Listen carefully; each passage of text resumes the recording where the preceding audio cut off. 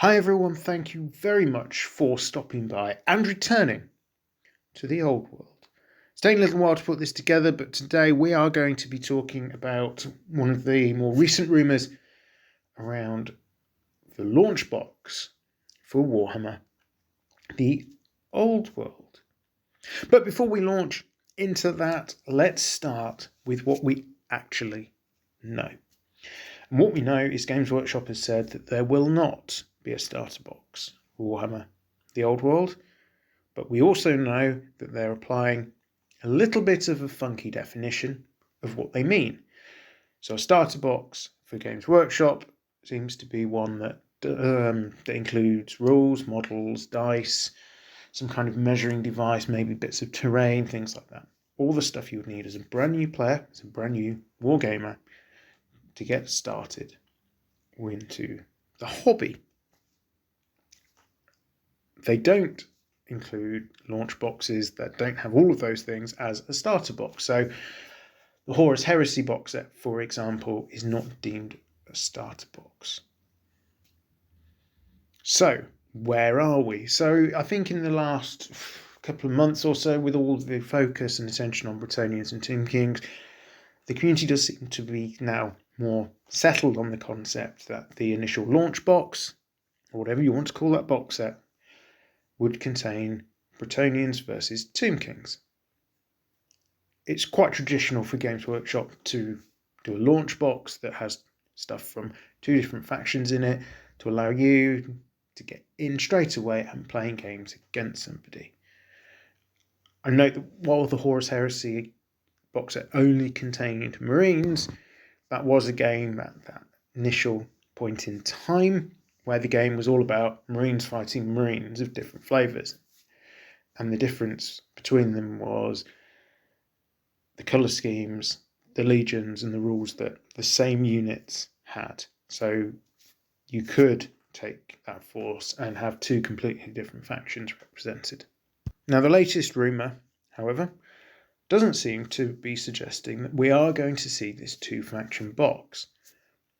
It suggests that the Brettonians and Tomb Kings will be the first factions to see a release, but we will see a separate box for each faction. I think this is quite interesting. It does very much play into the dynamics of this is a game for experienced wargamers. People have got everything else they need and they're just after the models and the rules. So that I think has its advantages, disadvantages. If you're brand new to fantasy, brand new to the sort of the Warhammer type universe, you're not going to be able to pick up one box and have you and a friend start playing against each other just out of the contents of one box, even if you've got terrain and dice and measuring sticks and stuff. But on the flip side, it does mean that you have a choice about how you get into the game, and you don't need to spend money on models that you don't necessarily want or need. I'm going to take, for example, the Leviathan launch box set for Warhammer 40,000 10th edition. It contains Space Marines because they always do, and also Tyranids.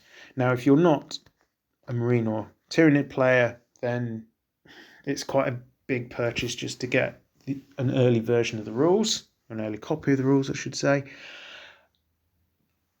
But if you play one of those factions, you are but not both, you're ultimately led with, you've got a pile of models which you can do as a painting project. You can try and swap them out, trade them with somebody else, do something with, but they are figures that ultimately you have no use for. This approach by Games Workshop does get rid of that problem to a certain extent. So if I want Brettonians, I can just buy the Brettonians. I don't need to effectively waste money on Tomb Kings, and assuming that the boxes are priced reasonably, in that you're not spending 200 quid for a box that doesn't contain as much stuff as a normal launch box might, then I might well be encouraged potentially to say a Brettonian player, for example, to buy two of the box sets for Brettonians, obviously depending on contents, etc. And I think all of this also allows us to very much focus in on what we do like and what we do want. I had been thinking as a bit of an aside around, if the launch box is Brettonians versus Tomb Kings, what do I do with that? And I've kind of been playing around in my head with some ideas around a crusading Brettonian knight that's been stuck out in the desert too long, came across some kind of shrine and has been corrupted to go down a sort of more chaotic Brettonian line, but where I could then start implementing kit bashing from various ranges, including Tomb Kings, to sort of recognise the kind of corruption that's going on and stuff like that. But if this happens, of course, I won't need to go down that line. I can actually go a bit purer down the faction I want to go. Although option would still be available to buy multiple armies and try and bash them together. Another thing that does come to mind with this rumour is, as I say, it sounds like very much the old Battalion box sets, which is fine. But the Battalion box sets, to my recollection, they didn't actually come with rules in them. So I wonder if this means we'll be seeing a standalone rulebook from the outset. Now, personally, I think a standalone book would probably sell fairly well, particularly at a game that's focused on people who are experienced wargamers already, particularly if they're really trying to target that more veteran market, people who already have models and they just want the rules to get started. And if the rules are good, that'll be what brings them more into the game to collect new armies, etc., etc. So from a personal vein, yeah, I'd quite happily just buy the book, particularly if I don't really have an interest in Brettonians and Tomb Kings. If I want to play Chaos, if I want to play High Elves, Dwarves, whatever, well, I have been collecting a Dwarf army. To use that army, I just need the rules. Having accepted that, I do accept that it is possible that we'd see the release with some kind of version of the rules within them. Perhaps not the big hardback rules, but maybe we'll be seeing the kind of little softback versions that we used to see in the starter boxes for Warhammer back in the day, like the Battle of Skull Pass, or whatever it was called, and such like. They were actually really handy books. I was hugely in favour of those because although you didn't get all the fluff with them, what it did mean is you got a book that was really easy to carry. And the hardback books, quite frankly, are not easy to carry. They are very weighty tomes indeed, and a little bit of a faff to get through if you try and look up a rule at the table. So I think I should probably conclude by saying what I think about these rumours. Now, if it's true, and if Games Workshop does go down this line of a launch box per faction, I think it would be quite a bold choice from Games Workshop, particularly given the history of releases that we've seen so far, across actually looking back many years. I can't think of a game system, with the exception of the borderline stuff on Horus Heresy, where we've seen a release where you only get one faction in the box.